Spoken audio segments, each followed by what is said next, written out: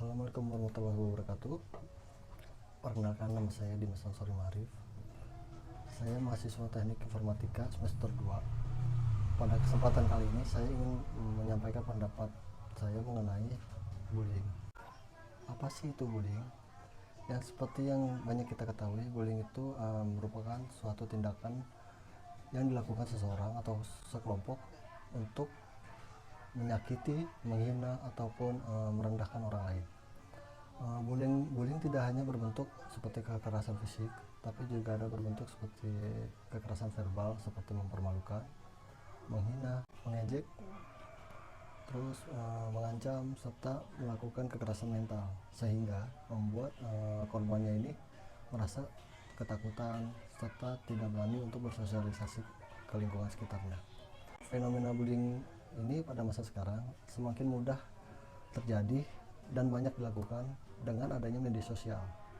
Banyak orang yang bersembunyi di balik layar dan merasa bebas mengatakan apa saja yang tanpa memikirkan perasaan orang lain, seperti body shaming, komentar jahat, dan meremehkan kemampuan orang.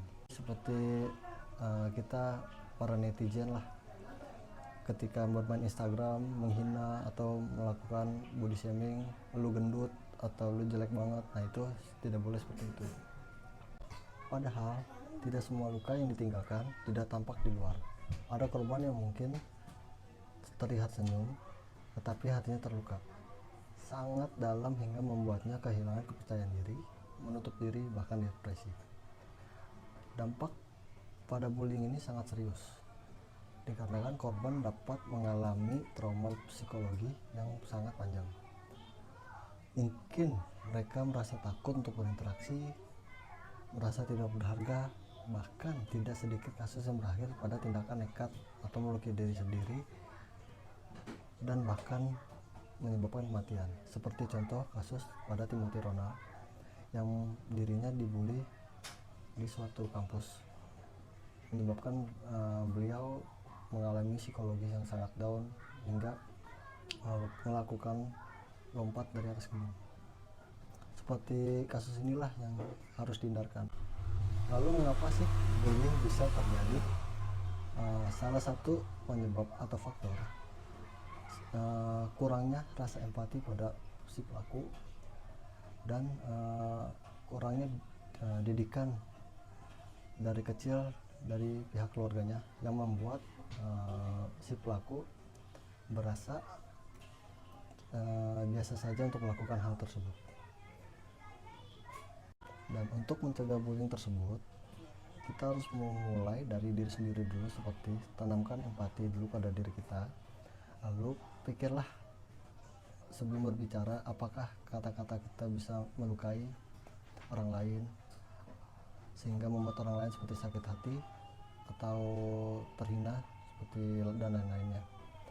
Lalu jika kita melihat di lingkungan kita ada tindakan bullying, sebaiknya kita jangan diam saja, seperti kita membantu korban, menenangkan korban, serta melaporkan kepada keluarga si korban.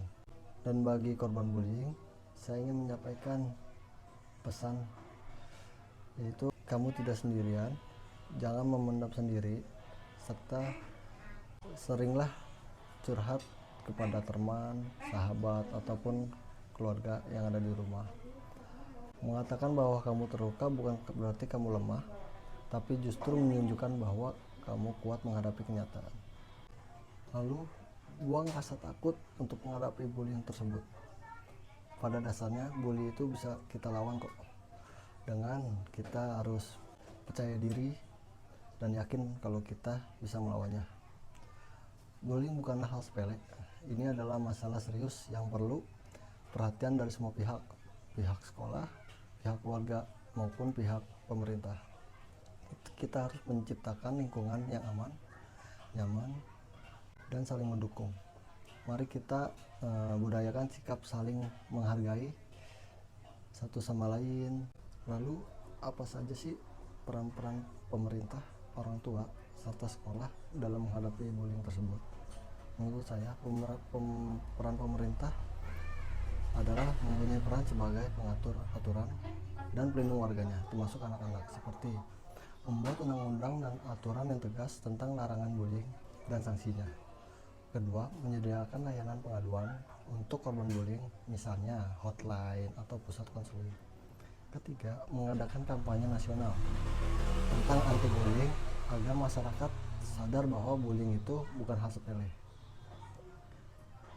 Lalu, memberikan pelatihan untuk guru dan sekolah supaya tahu cara menangani dan mencegah bullying. Dan terakhir, mendukung layanan kesehatan mental seperti psikolog di sekolah atau konselor. Sedangkan peran sekolah yaitu tempat paling rawan nih terjadinya bullying. Jadi sekolah harus menjadi lingkungan yang aman serta nyaman. Agar semua situasi nyaman terjadi, peran sekolah harus membuat aturan sekolah yang jelas seperti mengenai larangan bullying dan konsekuensi pelanggarannya. Mengawasi lingkungan sekolah, terutama area yang rawan terjadinya bullying seperti kantin, toilet, ataupun lapangan. Memberikan pendidikan karakter seperti empati, toleransi, dan saling menghargai. Menyediakan guru BK atau konselor yang siap mendampingi korban maupun pelaku. Mengadakan kegiatan positif seperti kerja kelompok, kegiatan seni, dan olahraga untuk membangun kerjasama antar siswa. Lalu kita lanjut ke peran orang tua. Peran orang tua itu sangat penting, tepatnya di rumah, seperti memberi contoh perilaku yang baik, karena anak belajar dari cara orang tua bersikap. Lalu membangun komunikasi dengan dekat dengan anak, membuat bonding dengan anak, supaya anak mau bercerita kalau sedang mengalami masalah ataupun terjadi hal sesuatu. Mengajarkan empati dan menghargai orang lain, bukan hanya soal nilai dan prestasi. Mengawasi penggunaan media sosial dan pergaulan, serta bekerjasama dengan sekolah jika terjadi masalah, supaya solusinya lebih cepat. Jadi kesimpulannya, semua pihak harus bekerja sama, maupun pihak sekolah, orang tua, serta pemerintah. Karena bullying tidak dapat dihentikan hanya dengan satu pihak saja. Lalu akhir kata, semoga apa yang saya sampaikan hari ini dapat menyadarkan kita semua bahwa setiap kata dan tindakan kita memiliki dampak. Jadilah orang yang membawa kebaikan dan bukan membawa luka untuk orang lain. Terima kasih. Wassalamualaikum warahmatullahi wabarakatuh.